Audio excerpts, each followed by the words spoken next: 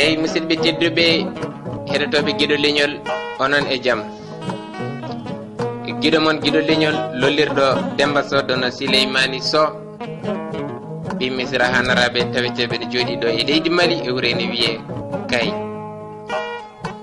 Musidɓe tedduɓe en gari jokkude e jimmi men ko leelani hol titonde yimre meɗen naafigue wuuro bonni leñol.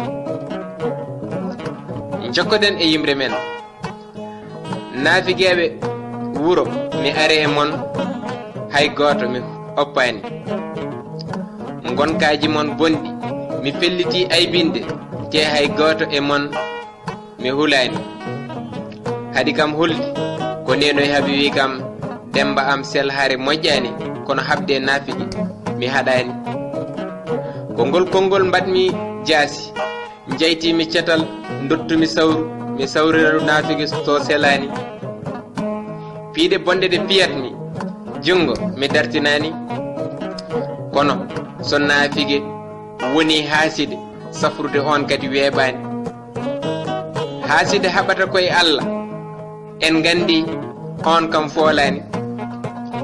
Yo Allah taƴ balɗe naafigue naatowo hakkude bandiraɓe so oppani. Ko an kaldanmi, an natɗo hakkude ɓiɓɓe yumma aɗa bonna ɗon ka fewnani, aɗa serda miijoji jiiduɓe ɓe a jiidani. So wona ittedema barke ko natnuma hakkude fasiraɓe ɓe a fasnaki. Nde jeeɗa foof aɗa urno kunuɗe bandiraɓe beele bonnoyde hakkude ɓen nde wonno moƴƴere Allah a dañani. Naafigagu yettima jaaɓi ha tirki, so huccinde ɗum e dono Souleymani Sow dottuɗo cabbi mum ceekati o nekkani.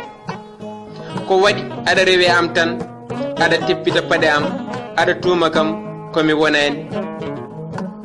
ɗo jooɗiɗa foof jooɗoroɗa inde am, ƴefta jikkuji bonɗi, gonkaji bonɗi, gonna kam komi wonani. Soko ɗemgalam ngal hatma wellitare a mayat ko leelani. Jooɗoɗa e dinguire aɗa haala, aɗa fela, aɗa haalnami komi haalani. Woto feccu sikki ko an kaldanmi ko indema tan woni komi haalani. Neɗɗo faytata ko cahangal mum e ñamde, kono ngal o sahana e haala ma o ñaam ngal taw hay goto hollani. Ko a famani e haala am ko ɓi nene ma naafigue goɗɗo dottanmi ndin ma on ñaam hayso a hollani. Mi wona gendiyanke komi gawlo, sibo gendiyankagal foof haaɗi tan ko wiide maccugagu wodani. Sibo so maccuɗo wodani an hay goto e dow mum balaɓe a ɓamtani.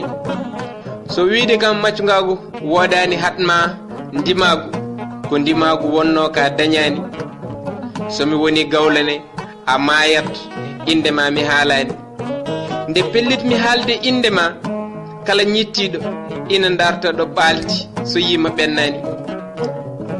Ɓe naafigueɓe ɓooyi bonnude ngol leñol gila hande arani. Ko ɓe naafigueɓe naati hanki hakkude Jaaje Sadiga e Makam Sadiga, ha Makam feri yeehi artani. Ko naafigagu ma yaltinimi dingiral wiyami haali hen haala leñam leñagu taw mi haalani. Taw min labɗitimi ko biɗo wonde maccuɓe yimɓe ina waɗi